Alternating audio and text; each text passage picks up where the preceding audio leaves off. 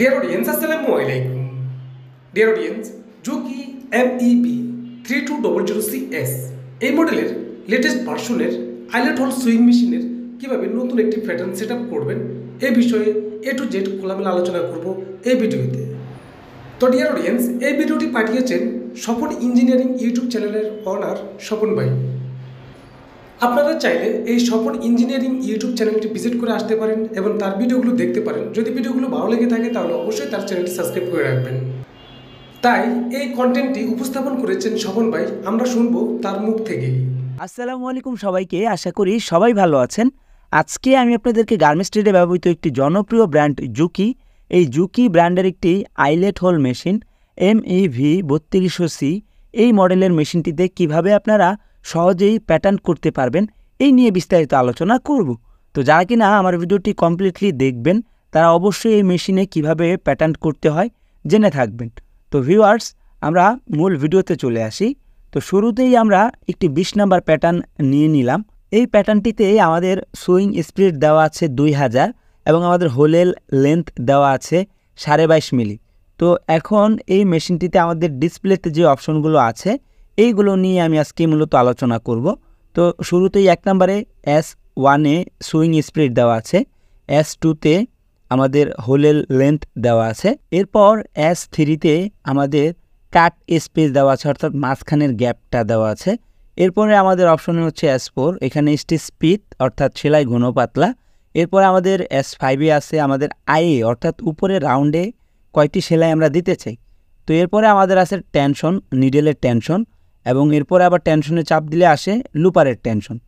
তো ভিউয়ার্স, এখন আমি আপনাদেরকে এই অবস্থায় রেখে মেশিনটি সুইং করে দেখাচ্ছি, তাহলে আপনারা বুঝতে পারবেন 2000 স্পিডে আমাদের মেশিনটি আসলে কিভাবে রানিংয়ে চলে।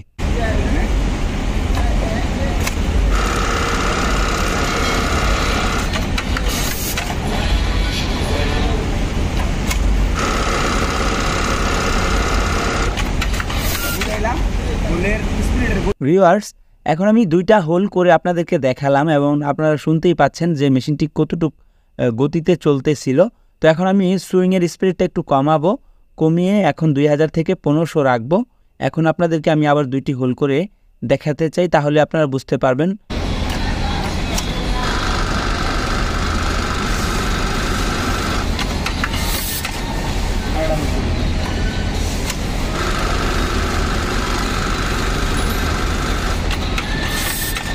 এখন কিন্তু 500 স্পিড কম দিয়ে মেশিনটি চালানো হয়েছে।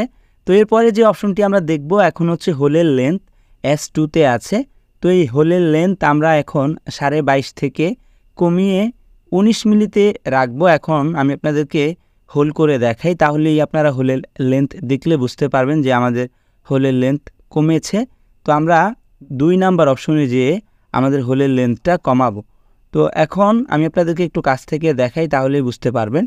এই যে আমাদের হোলটা কিন্তু এখন ছোট হয়েছে, অর্থাৎ আগেরটা ছিল 22.5 মিলি, এখন কিন্তু আমাদের বলা যায় 19 মিলি হোল হয়েছে। এরপরের অপশনটি হচ্ছে কাট স্পেস, S3-তে রয়েছে। তো এর ভিতরে 0.4 দেওয়া আছে, এখন আমরা 0.6 দিয়ে সুইং করে আপনাদেরকে দেখাচ্ছি।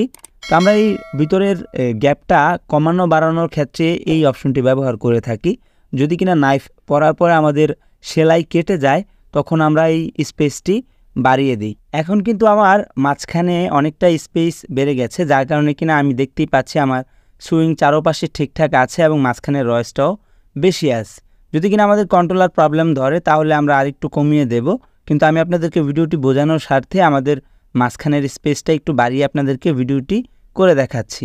এরপরের অপশনটা হচ্ছে আমাদের স্টিচ স্পিড অর্থাৎ সেলাই ঘন পাতলা, এটি S4-এ রয়েছে। তো এখন আমাদের স্টিচিং যদি কমাতে বাড়াতে চাই তাহলে আমরা প্লাস মাইনাসের সাহায্যে কমিয়ে বাড়িয়ে নেব।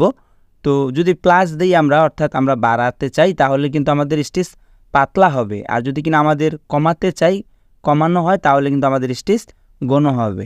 তো আমি আপনাদেরকে একটি ঘন এবং একটি পাতলা করে 2টি হোল করে আপনাদেরকে দেখাচ্ছি, আপনাদের যেন ভিডিওটি বুঝতে সুবিধা হয়। এখন আমি কিন্তু স্টিচিং একটু ঘন করে আপনাদেরকে এই হোলটি করে দেখালাম। আগের সেলাইয়ের তুলনায় কিন্তু এখন হোলটি একটু বেশি স্টিচিং দেখা যাচ্ছে। তো এই অটো মেশিনে আপনি কয়টা স্টিচ দিচ্ছেন এখানে কিন্তু আপনি ডিসপ্লেতেও দেখতে পাবেন। এখন আমি আপনাদেরকে আরেকটু বলা যায় পাতলা করে দেখাচ্ছি, তাহলেই আপনারা বুঝতে পারবেন আসলে সেলাই ঘন এবং পাতলা হওয়ার পরে আইলেট হোলগুলো দেখতে কেমন দেখায়। তো এখন আমি আপনাদেরকে স্টিচ পাতলা করে এই হোলটি করে দেখাচ্ছি, আপনারা দেখলেই বুঝতে পারবেন আগের হোলটির তুলনায় এখন হোলটি কতটা পাতলা দেখাচ্ছে। তো এখানে কিন্তু হোলটি অনেক পাতলা স্টিচ দেখাচ্ছে ভিউয়ার্স, আপনারা দেখে বুঝতেই পারতেছেন। তো আপনারা এই অবস্থায় বলা যায় যেটি আপনাদের কাছে স্ট্যান্ডার্ড মনে হবে, কন্ট্রোলার যেটি স্ট্যান্ডার্ড বলবে ওই অনুযায়ী আপনারা হোলের স্টিচিংটি দিয়ে রাখবেন। তো এখন 1.2 দেওয়া আছে, এটি আমার এখন বর্তমানে স্ট্যান্ডার্ড। তো এরপরে আমরা যে অপশনটিতে যাব এই অপশনটি হচ্ছে S5-এ। এটি হচ্ছে আপনার আই অর্থাৎ উপরের যে রাউন্ড আছে এই রাউন্ডে আপনি কয়টা সেলাই রাখতে চান এটি মূলত এখান থেকে সিলেক্ট করতে হয়। তো এখন আমি আপনাদেরকে হোলটি করে দেখাচ্ছি, এখানে কিন্তু আপনি দেখলেই বুঝতে পারবেন আমি এখানে আগের তুলনায় সেলাই অনেকটাই কম দিয়েছি, যার কারণে কিনা আমাদের স্টিচ অনেকটাই পাতলা দেখাচ্ছে। এখন আমরা উপরের যে স্টিচিংটি ছিল 11টা সেখানে আমরা 8টা দিয়েছি, এখন কিন্তু আমরা দেখতেই পাচ্ছি অনেকটাই কিন্তু পাতলা দেখাচ্ছে সেলাইটা। তো এখন আমি আপনাদেরকে আরও একটা হোল করে দেখাবো, এখানে আরেকটু বাড়িয়ে আমি দিচ্ছি, তাহলে আপনারা বুঝতে পারবেন। এখন আমি 13টা দিয়েছি, তো 13টা স্টিচ দেওয়ার পরে আমরা একটা হোল করে আপনাদেরকে দেখাই, তাহলেই আপনারা বুঝতে পারবেন এখানে পরিবর্তনটা কেমন আসে। তো এখন আমি কিন্তু এখানে 13টা স্টিচ দিয়েছি, যার কারণে কিনা আমাদের স্টিচ কিন্তু অনেক বেশি দেখাচ্ছে, আপনারা একটু কাছ থেকে দেখলেই বুঝতে পারবেন। তো আগে কিন্তু 8টা স্টিচ ছিল, এখন আমি 13টা স্টিচ দিয়েছি। তো এরপরে আমরা যে অপশনটি নিয়ে আলোচনা করব সেটি হচ্ছে আমাদের বলা যায় আপার থ্রেড টেনশন অর্থাৎ নিডলের টেনশন। এখানে 55 দেওয়া আছে, তো এটা হচ্ছে লুপার থ্রেড টেনশন। তো এইখানে আবার 46 দেওয়া আছে। আমাদের একটা বাটনেই 2টা অপশন দেওয়া আছে, তো আমরা চাপ দিলে আমাদের পরিবর্তন হবে, আমরা টেনশনটা কমিয়ে বাড়িয়ে আমরা অ্যাডজাস্ট করে নেব। ভিউয়ার্স, এই বাটনটি হচ্ছে নাইফ প্রেসার বাটন। তো এই বাটনে প্রেস করার পরে আমরা দেখতেই পাচ্ছি এখানে আমাদের বলা যায় প্রেসার বাটনের একটি লোগো এসেছে। এখানে আমরা প্রেসারটি প্লাস মাইনাসের সাহায্যে কমিয়ে বাড়িয়ে আমরা যখন কিনা কাটিং হয়, যদি ফিনিশিং ভালো না হয় কাটিংয়ের, তখন আমরা প্রেসারটা একটু বাড়িয়ে ফিনিশিংটা একটু ভালো করে নেব। তো এই জন্যই মূলত আমাদের এই প্রেসার বাটনটা এখানে দেওয়া হয়েছে। যদি কিনা পাতলা কাজ আসে প্রেসারটা কম থাকবে, যদি একটু মোটা কাজ আসে তাহলে প্রেসারটা একটু বাড়িয়ে দিতে হয়।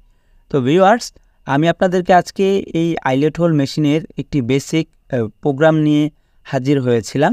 যদি আপনারা এই ভিডিওতে কমেন্টস করেন যে এর পার্ট 2 চান, তাহলে আমি আপনাদেরকে এর ভিতরে কলম বাটনে প্রেস করার পরে আমাদের এই আইলেট হোল বিভিন্ন প্রকারের কাজ করা যায় এর ভিতর থেকে, এই ব্যাপারগুলো নিয়ে আলোচনা করব। এবং এম বাটনে আরও অনেক প্রোগ্রাম রয়েছে, তো আমরা পরবর্তীতে এক এক করে এই আইলেট হোল মেশিন সম্পর্কে জানব। তো ভিউয়ার্স, আজকের ভিডিওটি যদি কিনা আপনাদের কাছে ভালো মনে হয় তাহলে অবশ্যই ভিডিওতে একটি লাইক, একটি কমেন্ট, একটি শেয়ার করে পাশে থাকবেন এবং আমার ইউটিউব চ্যানেলটিকে সাবস্ক্রাইব করে রাখবেন। পাশে থাকা বেল বাটনটি অন করে রাখবেন যেন পরবর্তীতে এই ধরনের ভিডিও আপলোড করলে সবার আগেই আপনার নোটিফিকেশনে চলে আসে।